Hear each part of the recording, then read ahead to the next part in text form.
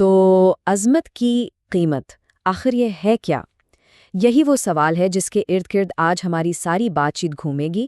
ہم مل کر سمجھنے کی کوشش کریں گے کہ حقیقی لیڈرشپ تک پہنچنے کا وہ گہرا اور سچ کہوں تو بہت مشکل سفر کیسا ہوتا ہے، بالکل ویسا ہی جیسا اس ماخذ میں بتایا گیا ہے۔ یہ سوال بظاہر تو بہت سیدھا سا لگتا ہے نا؟ لیکن اس کا جواب وہ زندگی کے ہر پہلو پر اثر ڈالتا ہے۔ یہ صرف ایک سوال نہیں بلکہ ایک چیلنج ہے، ایک دعوت ہے کہ ہم اپنی حدوں کو پرکھیں۔ اچھا، تو اس قیمت کو سمجھنے کے لیے سب سے پہلے انسان کی فطرت کو سمجھنا پڑے گا۔ ماخذ کے مطابق ہماری جو بنیادی حالت ہے وہ جمود اور کاہلی کی ہے، اور یہی وہ پہلی رکاوٹ ہے جسے ہر لیڈر کو پار کرنا پڑتا ہے۔ دیکھیں، ہماری فطرت میں ایک قدرتی سستی ہے۔ ہم سب روٹین کی آڑ میں چھپنا پسند کرتے ہیں، مشکل کام سے بچنے کی کوشش کرتے ہیں۔ زیادہ تر لوگوں کی خواہش بس یہی ہوتی ہے کہ کوئی بنا بنایا فارمولا مل جائے اور بس اس پر چلتے رہیں۔ کیوں؟ کیونکہ یہ آسان ہے۔ لیکن ایک بات تو طے ہے، عظمت آسان راستوں پر نہیں ملتی۔ اور مزے کی بات یہ ہے کہ قیادت اسی انسانی کمزوری کی وجہ سے وجود میں آتی ہے۔ جب اکثریت آرام اور آسانی کو چنتی ہے تو پھر کسی ایک کو تو ہمت کر کے آگے بڑھنا ہی پڑتا ہے۔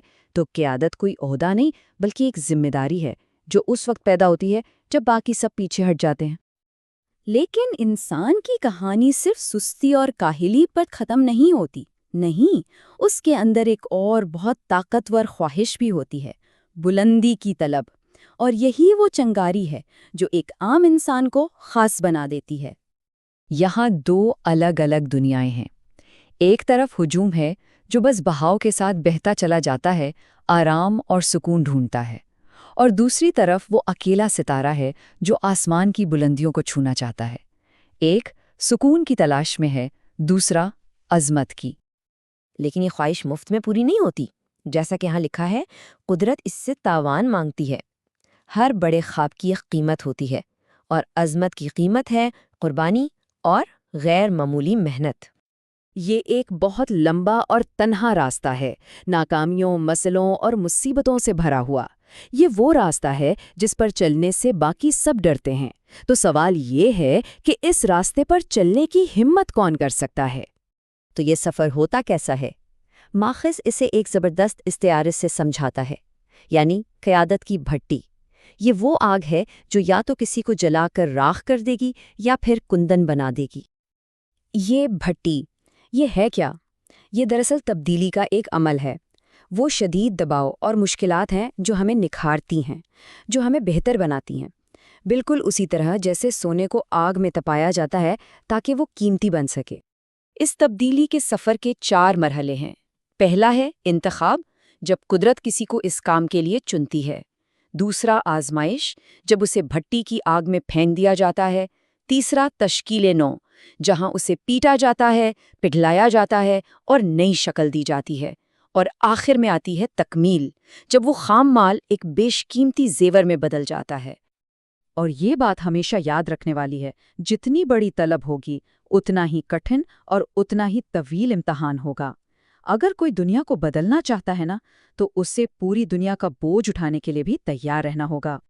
اچھا، تو اس کٹھن بھٹی سے گزرنے کے بعد جب کوئی راکھ سے دوبارہ اٹھتا ہے تو اسے انعام میں کیا ملتا ہے؟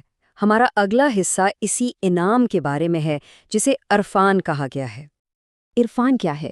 یہ کوئی مسٹیکل یا صوفیانہ کیفیت نہیں ہے، بلکہ یہ اپنے شعبے میں وہ گہری مہارت، وہ کمال ہے جو بھٹی کی آزمائش سے گزرنے کے بعد ہی حاصل ہوتا ہے۔ یہ وہ مقام ہے جہاں کوئی شخص اپنے فن کا استاد بن جاتا ہے۔ اور یہ تصور صرف کسی ایک شعبے تک محدود نہیں، ہر فیلڈ، ہر آرٹ، ہر علم کا اپنا ایک عرفان ہوتا ہے۔ ایک سائنسدان کے لیے یہ ایک یوگانترکاری دریافت ہو سکتی ہے، ایک آرٹسٹ کے لیے ایک شاہکار، اور ایک بزنس مین کے لیے ایک انقلابی پروڈکٹ۔ اور یہ بات تو واقعی سوچنے پر مجبور کرتی ہے۔ اس عرفان سے کم پر راضی ہو جانا ہی اصل میں سستی اور کاہلی ہے۔ مطلب یہ کہ اوسط درجے کی زندگی پر خوش ہو جانا، کیا یہ اپنی صلاحیتوں کے ساتھ ناانصافی نہیں؟ تو اس پوری تبدیلی کا، اس پورے سفر کا نتیجہ کیا نکلتا ہے؟ آئیے آخری حصے میں دیکھتے ہیں کہ جب کوئی فرد اس عرفان کو حاصل کر لیتا ہے تو اس کا کردار کیا ہوتا ہے۔ جب کوئی اس عرفان کے مقام تک پہنچ جاتا ہے نا تو پھر قیادت خود بخود اس کے پاس آتی ہے۔ لوگ اس کی مہارت، اس کے علم کے آگے سر جھکا دیتے ہیں اور اس کے پیچھے چلنا شروع کر دیتے ہیں۔ قیادت مانگی نہیں جاتی، کمائی جاتی ہے۔ یہ اس ساری محنت کا قدرتی نتیجہ ہے۔ اور سارا کام صرف ایک ہی شخص کا ہوتا ہے۔ تاریخ اٹھا کر دیکھ لیں، بڑی تبدیلیاں کبھی ہجوم نہیں لائے بلکہ چند باہمت افراد نے لائی ہیں۔ یہاں تک کہ قدرت کو بھی اپنا کام کروانے کے لیے ہجوم نہیں، صرف ایک موضوع فرد کی تلاش ہوتی ہے۔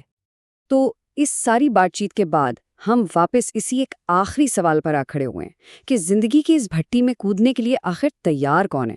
اور سچ پوچھیں تو اس کا جواب ہر کسی کو خود ہی تلاش کرنا ہوگا، کیونکہ عظمت وہ تو بس ان کا انتظار کرتی ہے جو اس کی قیمت ادا کرنے کے لیے تیار ہوں۔